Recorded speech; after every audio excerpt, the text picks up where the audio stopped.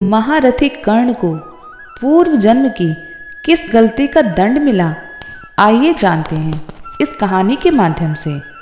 कुंती पुत्र होने के कारण कर्ण का नाम भी पांडवों में शुमार था। पांडवों में ज्येष्ठ होने के बावजूद हालातों ने कर्ण को एक सूत पुत्र बना दिया। एक अच्छा योद्धा और अर्जुन से भी बेहतर धनुर्धर होने के बावजूद कभी भी कर्ण को वह सम्मान नहीं मिला जिसका वह हकदार था। कारण कर्ण एक सूत पुत्र था। सदैव धर्म की राह पर चलने वाला कर्ण एक महान योद्धा और एक समर्पित मित्र था। यह जानते हुए भी कि दुर्योधन अन्याय का ही एक नाम है, कर्ण ने अपनी आखिरी सांस तक दुर्योधन का साथ दिया। लेकिन फिर भी कभी कर्ण को वह सम्मान नहीं हासिल हुआ जिसका वह हकदार था। कर्ण ने पूरी जिंदगी सिर्फ कष्ट ही भुगते। आप जानते हैं यह सब कर्ण के पूर्व जन्म के किए पापों का बोझ ही था।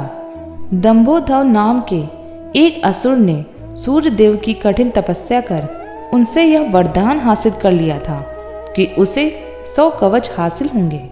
इतना ही नहीं, इन कवचों पर केवल वही व्यक्ति प्रहार कर सकता है जिसने करीब 1000 सालों तक तप किया हो। दंभोदर की इच्छा यही पूरी नहीं हुई। उसने सूर्य देव से भी यही वर मांगा कि जो भी उसके कवच को भेदने का प्रयास करे उसकी उसी क्षण मृत्यु हो जाए। सूर्य देव दंभोदर के तप से बेहद प्रसन्न थे, जिसके चलते उन्होंने यह जानते हुए भी कि दंभोदर इस वर का प्रयोग बुराई को बढ़ावा देने के लिए ही करेगा, दंभोदर को प्रदान किया। इसके बाद वह सहस्त्र कवच नाम से पहचाना जाने लगा। जैसा कि निश्चित था, दंभोदर ने वरदान मिलते ही चारों ओर हाहाकार मचा दिया। जंगलों का विनाश, तपस्वियों की तपस्या भंग करना, यह सब उसका एक कार्य बन गया। उसके प्रकोप से तंग आकर प्रजापति दक्ष की पुत्री मूर्ति, जिनका विवाह ब्रह्मा के मानस पुत्रों में से एक धर्म के साथ हुआ था, ने भगवान विष्णु की आराधना कर उनसे सहस्त्र कवच के अंत का वरदान मांगा।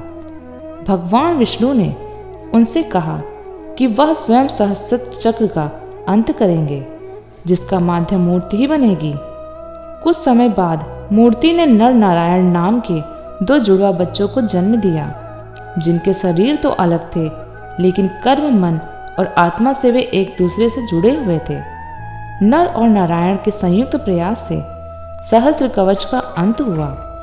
जब नर सहस्त्र कवच के युद्ध में व्यस्त था, तब नारायण कठोर तपस्या में लीन हो गए। नर ने सहस्त्र कवच के 999 सुरक्षा कवच काट डाले। जब एक कवच रह गया, तब सहस्त्र कवच ने सूर्यलोक में शरण ली। नर और नारायण दोनों सूर्यलोक पहुंचे और सूर्यदेव से असुर को वापस करने की इच्छा जागृत की। सूर्यदेव ने कहा, हे ईश्वर, मैं मानता हूँ दंभोदर एक बुरी आत्मा है, लेकिन इसने अपनी कठोर तपस्या के बल पर वरदान हासिल किया है। इसका फल उससे मत छीनिए। वह मदद के लिए मेरी शरण में आया है। सूर्यदेव की इस बात से क्रोधित होकर सूर्य समेत दंभोदर असुर को नर ने यह श्राप दिया कि अगले जन्म में दोनों को ही अपनी करनी का दंड भोगना पड़ेगा। द्वापर में सूर्य के वरदान से असुर दंभोदर का कर्ण के रूप में जन्म हुआ।